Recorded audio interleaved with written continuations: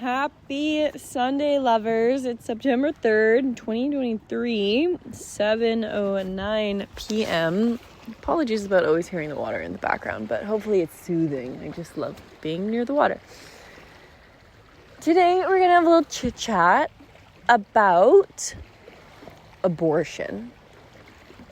So, I was thinking, the reason why I'm going to talk about it today is, well, one, I haven't spoken about it haven't even thought about my abortion in years. I mean, I've thought about it, obviously, but, not really thought about it in years, which is great news because clearly I'm so over it, and I'm healed and I'm good and I'm feeling great. Oh, Freya just sent me the cutest photo. Precious. I'll respond after. And I get so distracted in every episode.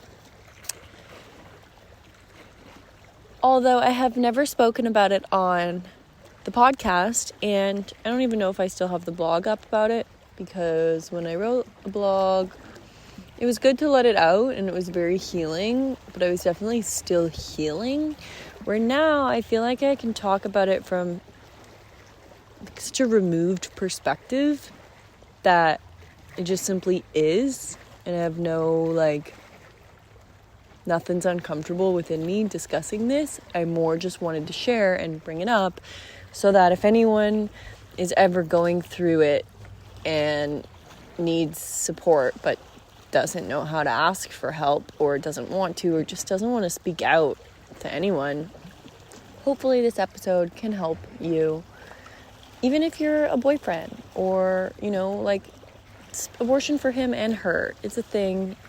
If there's two people together, it does happen to both of them. I obviously don't know the male perspective and how that affects someone, but I can tell you from a girl's perspective how you could show up for her. That would be appreciated. But one thing I do know from a male's perspective is that you very much consider either keeping or not keeping the baby, and the fear of it not necessarily being your choice because it's not your body. That's a real thing, but just an open discussion of asking your partner, what is she feeling? What's happening here? And then you guys can decide together, and it depends what age you're at, and it depends what's going on in your life. But as a girlfriend, when, if you have a partner, then you're probably one of the few people that know about it. Most girls, when I first wrote about it, there was an absurd amount of women who messaged me saying, thank you so much for sharing. I haven't told anyone. And I'm like, you haven't told anyone? I've told my mom, my sister, a few close friends, my boyfriend at the time, his parents, all that jazz. And I was like, you have been keeping this to yourself? I can only imagine. I know how much emotional, physical, spiritual pain I was in during that time. And to have no one to talk to, it hurts my heart. So hopefully that's what this is for. So if you're a boyfriend, you can be there for your girlfriend and be there in so many ways that she is not asking for. I was so young at the time when it happened. I didn't know how to ask him to be there for me. I just assumed he would know, and then he didn't, and then I would get upset within myself because he wasn't there for me. And it was like, well, he was there for me in what he knew, but I also didn't ask for anything. So nobody can read minds. If you're a girl going through this, you can't just expect people to be there for you who have no idea what's going on. You need to learn to speak up for yourself and say, I need you to lay here with me for the next 10 hours or 5 hours, whatever.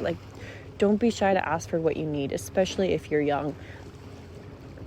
It's hard to convince you, but I wish I was more confident in asking for what I needed at the time, because it would have just been a much better situation. Sorry, a boat's coming by.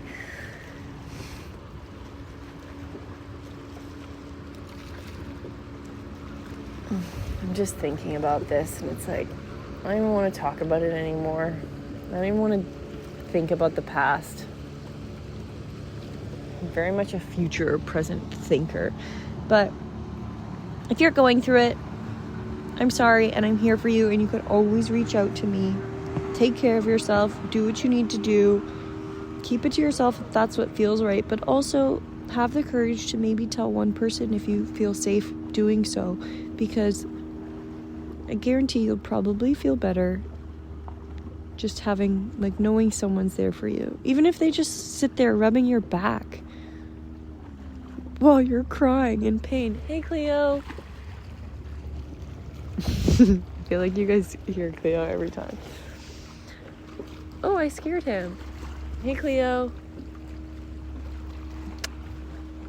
You know, and if there's no one there for you, I never feel alone because I've got Cleo. Like, I've got all these water animals that are just around, or I see the little fish, or I see the starfish, and I'm like, okay, I'm never alone.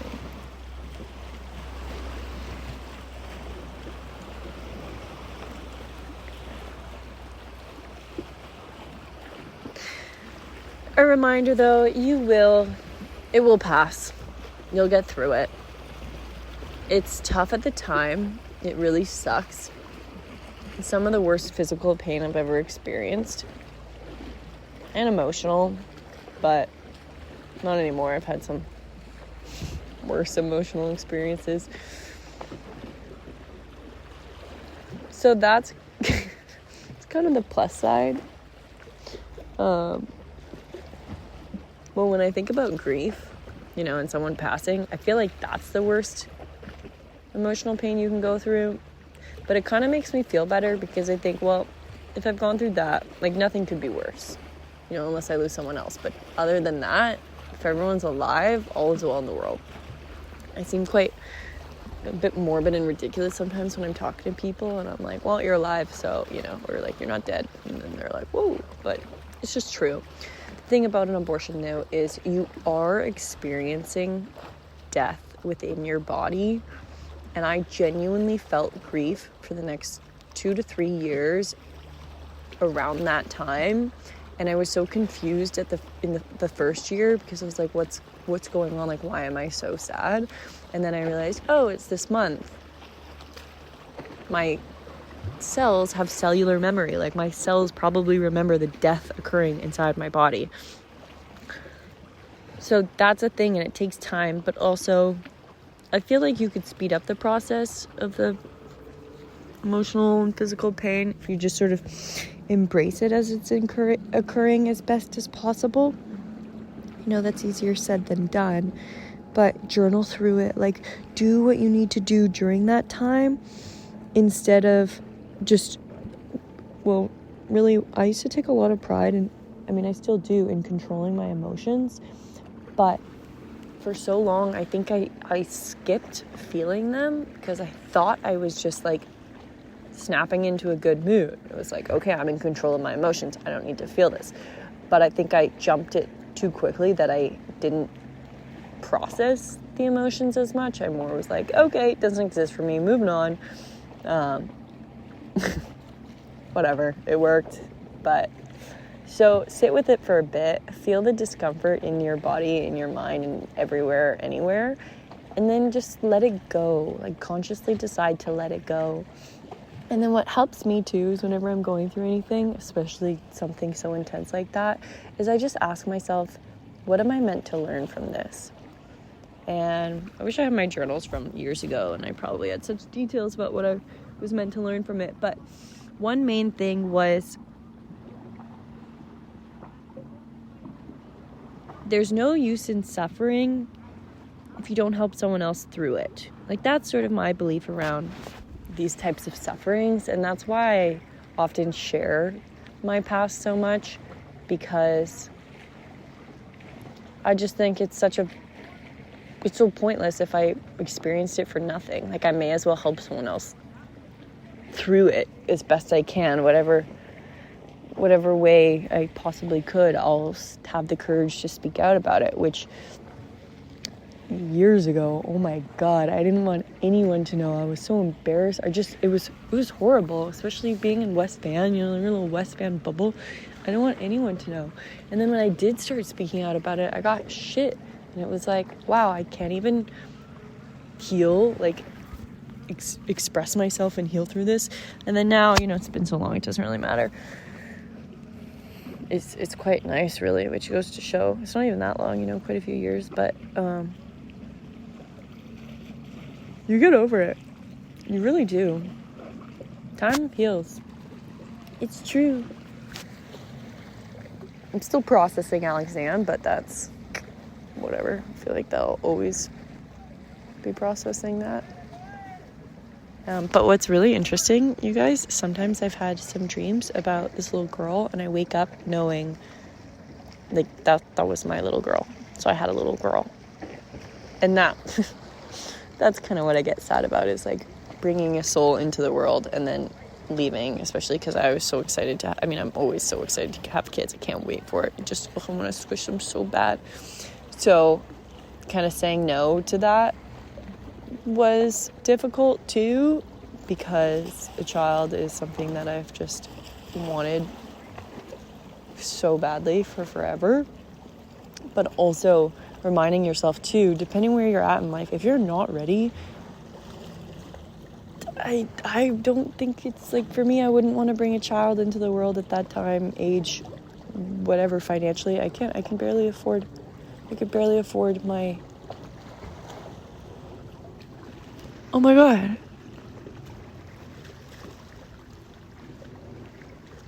Oh my God. You guys, I don't know what that is out there.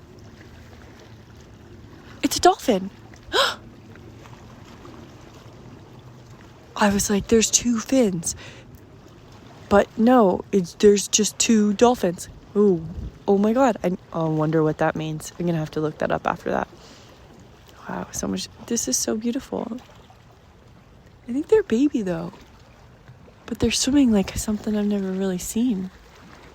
I don't see dolphins often around here. Are there dolphins around here? I think there's dolphins, right? That just took a turn. Oh, man. You guys. Journal. Podcast, talk about it. Man, there's so many animals in the water right now. I want to go in. So, I always suggest to people to journal, just because I'm not really one to speak out to other people while I'm going through something. I'm more just like to deal with it myself.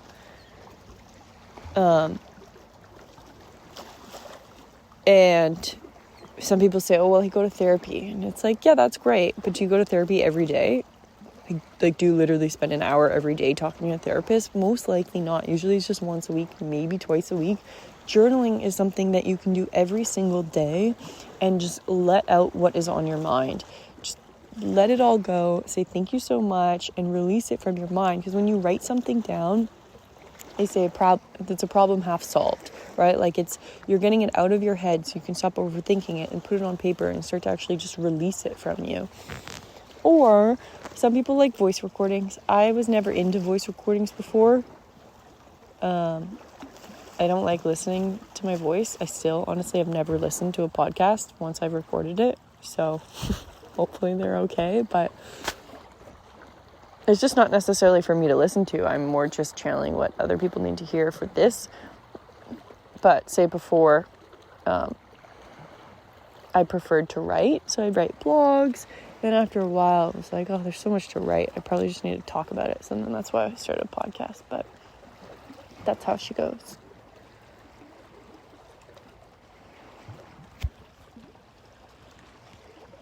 I think this is going to be short today, because I'm taking intuitive action and going with the way I feel. And today I just want to have a sweet little, I'm here for you, I love you, whatever you're going through. Even if you're a man going through something, reach out. Honestly, I love talking to people about whatever's going on in their life. I feel like naturally, I asked myself years ago, and I continue to ask myself, what do I do best with the least amount of effort? And it would just be helping people. Like, I would always be that girl in the bathroom helping somebody with whatever they got going on in their life. And I don't even remember what I say. I just channel a whole bunch of stuff that individual needs to hear. So, free, open space. I'm here for you. I love you. Have the best day of your life. And I hope you have happy healing and know that whatever you're going through, it will pass. And even if it's the good stuff, embrace it, because that also will pass. Everything's always changing. Everything's always flowing. Embrace wherever you are. If you're on a high, low, medium, embrace that it's not a flat line. I love you. Thanks for listening.